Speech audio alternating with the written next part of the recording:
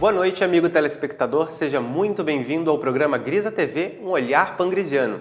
Hoje vamos discutir sobre a aceitação da ciência tradicional de teorias que antes eram taxadas como puramente espiritualistas. Para falar sobre isso, está aqui conosco o Dr. Pedro Antônio Grisa. Boa noite, Dr. Pedro. Boa noite, Douglas. Realmente, a ciência vai progredindo. O conhecimento do ser humano, os mais profundos conhecimentos, são mais antigos do que se supõe. E são verdadeiros. Essa história de que verdade vai depender disso, daquilo, eu digo, não, para mim, a verdade, ela é eterna, quanto o universo. As coisas, digo sempre que as leis que regem o universo, a vida, o ser humano e a mente humana, são eternas quanto o universo. Doutor Pedro, parece que os cientistas andaram lhe escutando, porque tudo aquilo que o senhor já fala há décadas, hoje a gente pesquisando na internet consegue ver que tem uma imensidão de pesquisadores científicos realizando diversos experimentos que eles mesmos dizem são experimentos paranormais, para testar os efeitos subjetivos da mente sobre o corpo. Eles estão apelidando esses estudos de ciência da alma. Veja, a ciência da alma é tão antiga quanto o Império Romano, pelo menos no conhecimento do Ocidente. Porque lá os romanos já diziam, já falamos isso aqui em outros programas, mens sana in corpore sano. O que é a mente? É a mesma coisa que eu digo hoje, a pessoa quer fazer diferença entre mente, espírito, alma. Tudo isso para mim é a mesma coisa. Não tem diferença alguma. Apenas são nomes dados diferentes à mesma realidade. Então hoje, quando e a paranormalidade existe desde todo sempre. Quando o ser humano começou a sofrer a primeira vez, já começou a desencadear os seus talentos correspondentes oriundos do sofrimento, que é a depressão como talento, a paranormalidade como talento e o superdotado como talento. Não é pensar que hoje temos mais superdotados que antigamente. Eu digo, até pode ser, porque hoje sob alguns aspectos, temos mais sofrimentos que antigamente. Então, o sofrimento exige desempenho mental da pessoa, para ela poder sair do perigo e encontrar a saída para a sobrevivência. E aí está o maior exercício, sempre feito sobre a mente humana. Doutor Pedro, o foco de muitos cientistas é o efeito do pensamento sobre o corpo, do pensamento positivo principalmente. Sim. Coisas que o senhor já pregou há muito tempo, né? Os efeitos benéficos do pensamento positivo. E as religiões pregam há muito mais tempo do que eu. Porque eu digo, toda religião explica que a pessoa precisa aprender a orar, a rezar, a meditar, enfim, fazer sua união com Deus. Isso é pensamento positivo, porque eu digo, na sua raiz, na sua maior profundidade, porque eu digo, eu só fui buscando, ao longo dos meus estudos, comparando entre o que um conjunto de pensamentos ou de conhecimentos tinha a ver com outro conjunto. Então eu comecei olhando primeiro a natureza, como é que a planta cresce. Para a planta poder crescer, tem algumas exigências básicas, por exemplo, água, sol, terra fértil e assim por diante. Sem isso, sem esses três elementos, a semente é sempre a mesma. Feijão vai ser sempre feijão, mas o feijão o pé de feijão vai ficar mais bonito conforme essas condições complementares que dão fundamento à vida dentro da planta. E assim vale para qualquer planta. Depois eu fui comparar a minha religião, que na época era o cristianismo, na edição da Igreja Católica, então eu sempre fui olhar o que dizia. Então mandava rezar. O que é rezar? É você pedir a Deus para que te ajude, ou agradecer a Deus por ter te ajudado. Então tudo isso é a essência de qualquer pensamento positivo. Por quê? O que é o pensamento positivo? Quando você busca um apoio para ter mais autoconfiança. Como Jesus de Nazaré mesmo diz, tenha confiança, levanta e anda. Então, o milagre acontece também. Então tudo isso está interligado. Depois, quando surge a ciência cristã americana, que vai falar das preces científicas. Depois, quando surge a história do pensamento positivo. Depois, quando surge o controle mental do José Silva, todos dizem a mesma coisa, apenas utilizam expressões, conjuntos de informações diferenciadas só nas aparências, e não na sua essência. Ok, doutor Pedro. Então, dando continuidade às aparências, cientistas americanos de 4 universidades se reuniram com outros pesquisadores físicos nucleares, neurologistas, diversos profissionais renomados da ciência americana. Eles fizeram um estudo para comprovar o efeito orgânico dentro do organismo das pessoas que possuem um pensamento positivo. Eles descobriram e conseguiram comprovar, através da publicação desse estudo, que pessoas que se mantêm com pensamentos positivos, mesmo em situações de estresse, o organismo passa a liberar várias substâncias dentro do organismo. A principal delas é a serotonina, que é o hormônio associado à felicidade. Um hormônio que diminui os níveis de estresse, reduz e pode até neutralizar os efeitos orgânicos do estresse no organismo. Daí reduz o risco de infarto, bota o sistema imunológico para funcionar a todo vapor. Foi essa a comprovação que eles chegaram, coisa que o senhor também já falava há muito tempo.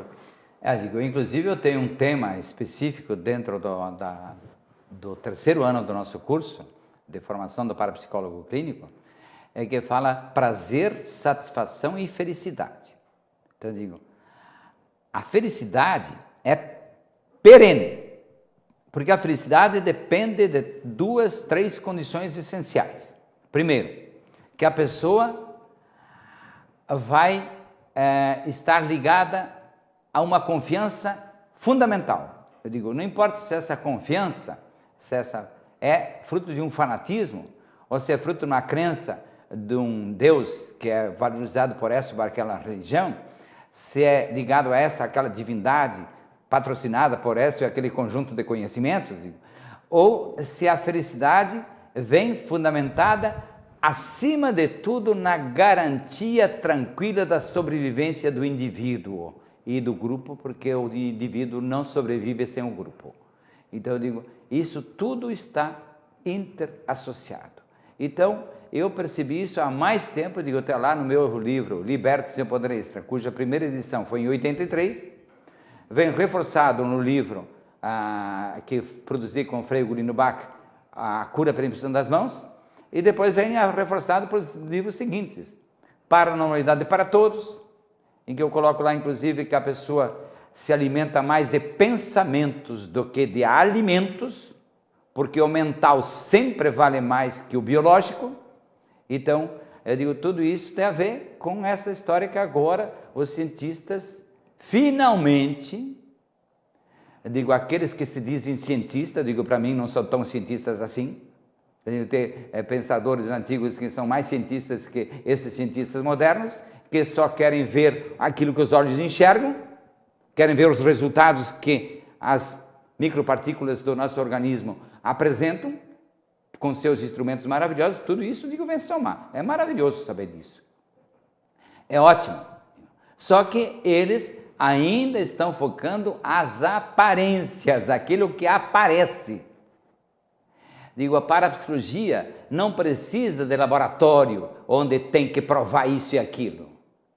O laboratório da ciência parapsicológica, na sua essência, é a mente humana, é o ser humano.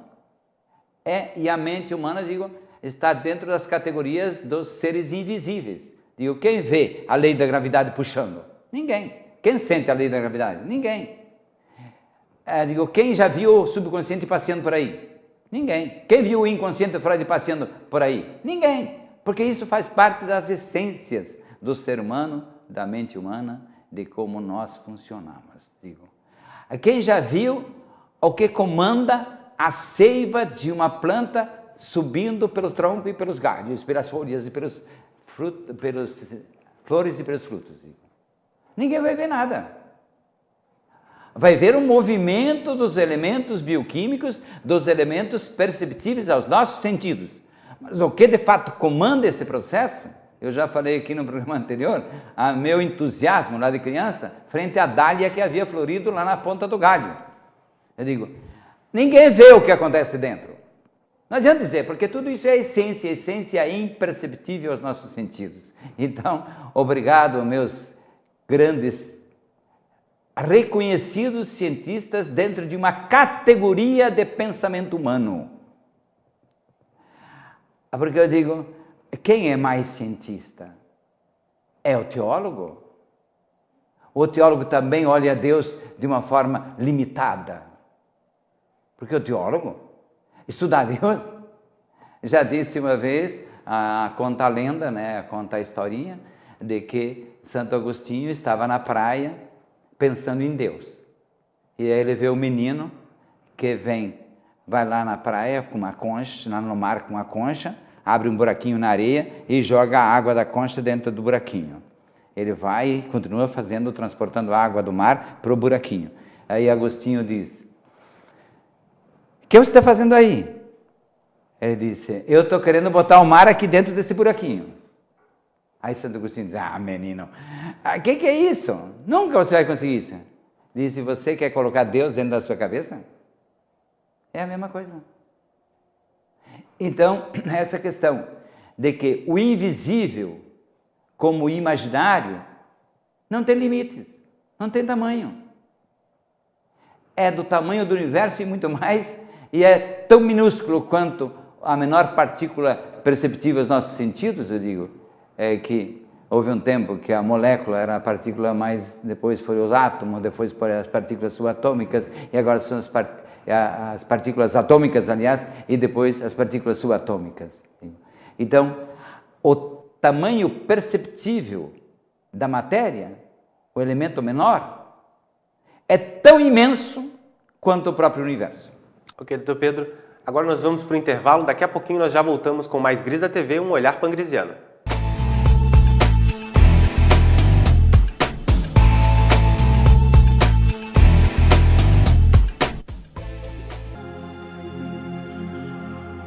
Há 15 bilhões de anos, segundo a teoria do Big Bang, o sistema solar começou a existir e a se organizar num conjunto de planetas, satélites e outros astros, sob a luz do astro-rei, o Sol. Dentre os inúmeros planetas está a Terra, que tem todos os elementos necessários para que a vida seja possível. Esse planeta, seguindo as leis perfeitas e imutáveis, começa a ser habitado e milhões de espécies vivas vão surgindo. Mas a maior obra do grande Criador, o Deus da vida, só foi pensada e criada bilhões de anos após as primeiras criaturas surgirem. Seria essa obra tão complexa, difícil de ser projetada e criada? Seria essa obra demasiado perigosa para existir antes? Ou essa obra, por sua grandeza, teria sido apenas iniciada e necessitado mais tempo para ser concluída? Há apenas 10 bilhões de anos, a grande obra é apresentada ao planeta. A caçula das criaturas começa a existir. O Homo sapiens, o homem inteligente. O planeta azul tem um novo rei, o ser humano.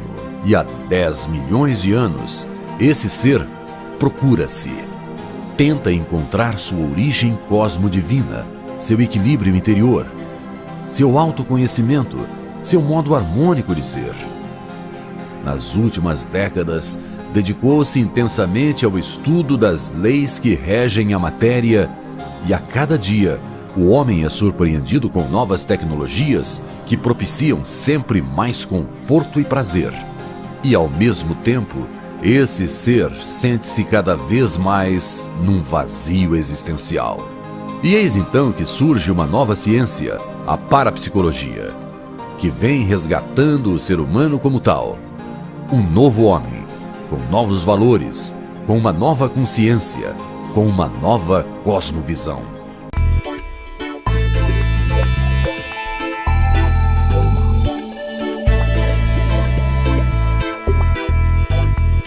Estamos de volta com o programa Grisa TV, um olhar pangrisiano.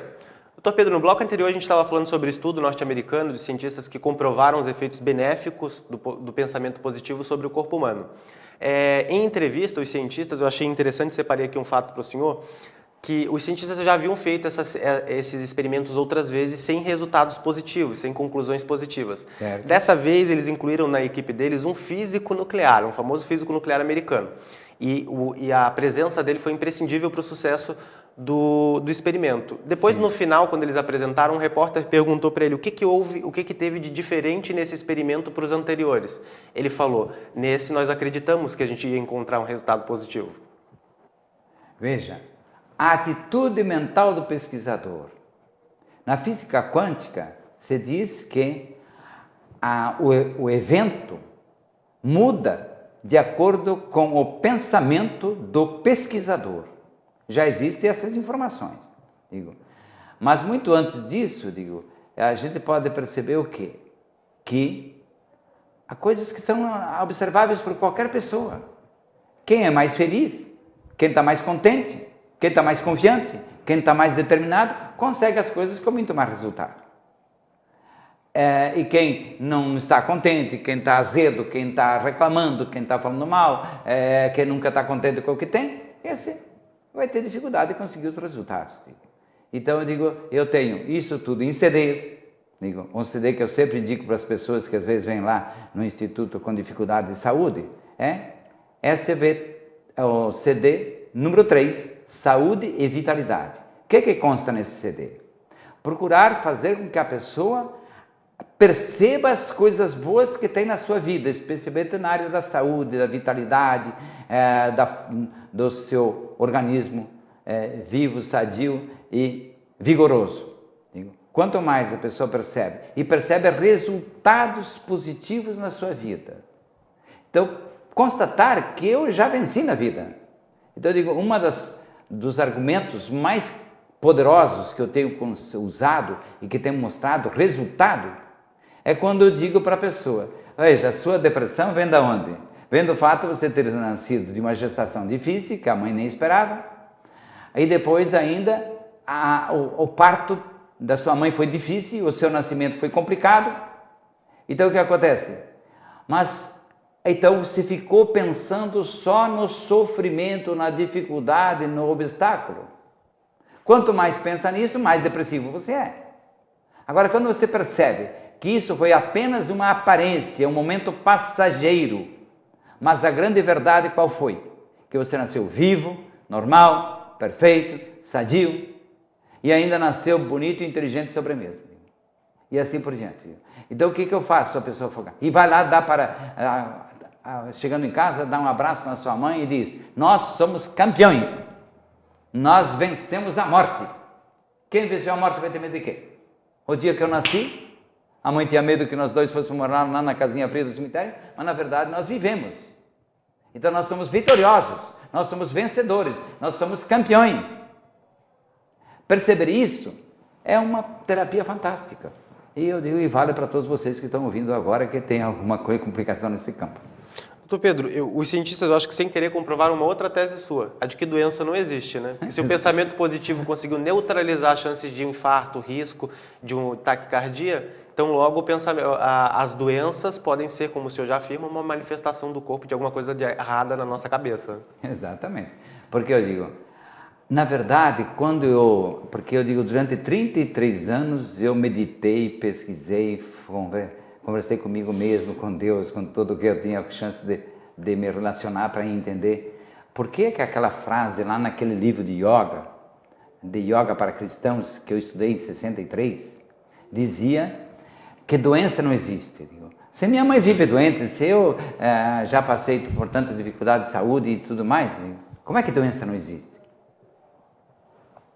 Até que um dia bateu a ficha. Deus não pode ter inventado o mal. Isso é estupidez. Isso é bobagem de teólogo que não entende nada de Deus. O mal não existe. Deus não pode ter sido estúpido se Ele criou tudo e Ele é um Deus de amor, Ele é um Deus... Ele não pode ter criado o mal. Então, se o mal não existe, a doença também não existe. Então, tudo que Deus nos apresenta, Deus escreve certo por linhas tortas. O povo sabe tudo. Basta a gente saber ouvir, entender o que fala. Deus escreve certo por linhas tortas. Então, doença não é um mal em si. A dor dói, mas não é problema, é comer solução. Porque avisa que nós temos que dar atenção àquela área do nosso organismo. A mesma coisa, a doença não é problema. Não é um mal em si. Doença é estratégia da libertação de um perigo maior. E assim por diante. Então isso está no meu CD número 16. Digo, quem quiser tem lá como estudar. E quem já ouviu e não entendeu direito, já ouviu 30 vezes, vai ouvir 31 vezes. Porque muitas vezes nós não temos possibilidade de ouvir aquilo que na nossa mente está bloqueado.